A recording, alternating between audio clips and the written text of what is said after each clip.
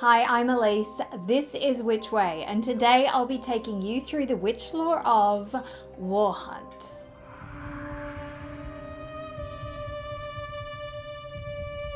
Released in 2022, this horror film stars Robert Nepper as Sergeant Brewer, Jackson Rathbone as Walsh, Aglaya Tarasova as Vinifica, Anna Polesia as Stria, Lou Stasson as Hexa, Mickey Rourke as Major Johnson, and a bunch of other guys as soldiers.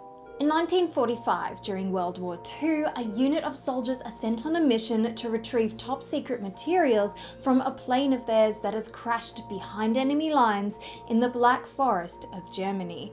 Something else is also in this forest, and these witches don't care what side you are on, protecting what is theirs. Germany already has a dark past when it comes to witches, having some of the largest witch trials, such as the Wolfsburg, Trier, Bamberg, and Fulda witch trials, resulting in the confirmed execution of over 1,500 people found guilty of witchcraft. Combine this with the more modern history of World War II, where rumours abounded that the Nazis turned to occult methods to aid in their war efforts, and we have Warhunt. For more on Nazis and occultism, I will make sure I link an episode of Occult Confessions below for you to check out.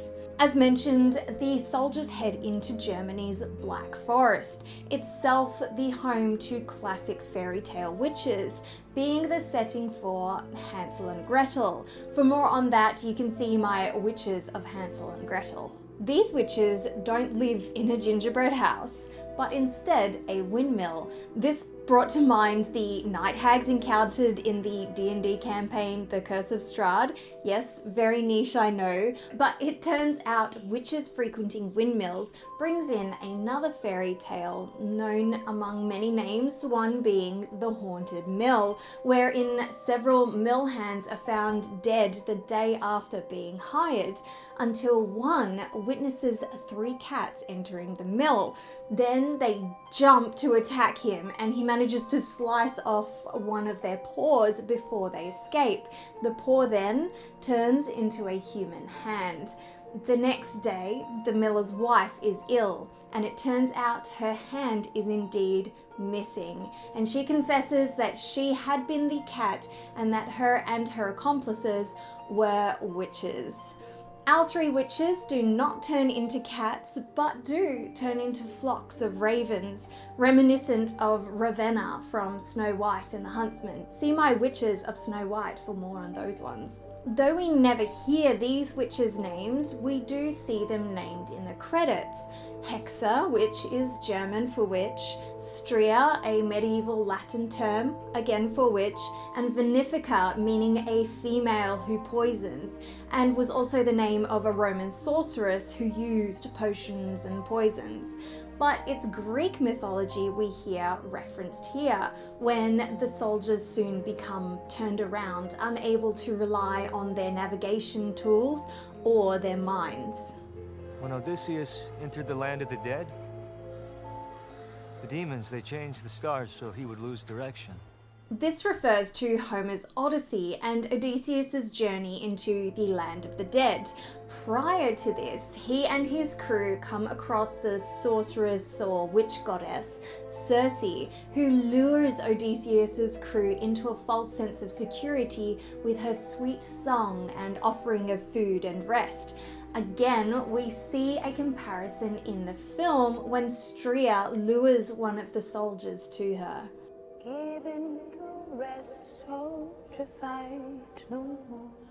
Circe also managed to turn Odysseus' crew into swine, and again, one of these soldiers suffers the same fate. These witches are also able to reanimate the dead under their control. In Haiti, they use feathers to bring back the dead and shit. It's called hoodoo or something. Close. Hoodoo was a spiritual practice developed by enslaved Africans in North America, whereas the zombies or animated dead of Haitian folklore were thought to be brought back by a bokor or kaplata, a voodoo sorcerer or witch. These soldiers are risking their lives and undeaths to retrieve information on a book known as the Witch's Archive, which apparently details the location of the Tree of Life. The tree image we see in this book is based off the Cliffoth tree, the adverse to the Kabbalistic Tree of Life.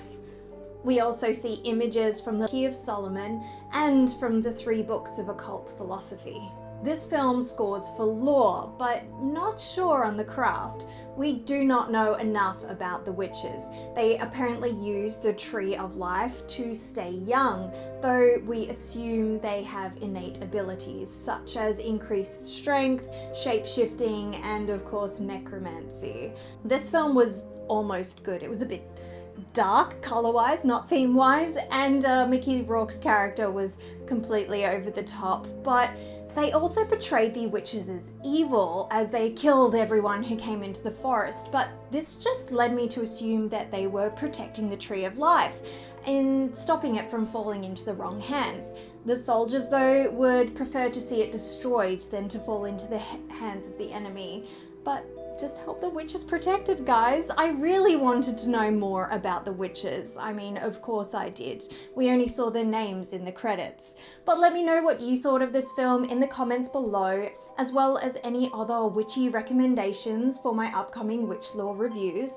You can follow me on socials for some additional content, but please remember to like this video, share it with anyone you think might enjoy, and subscribe here to stay notified of new content.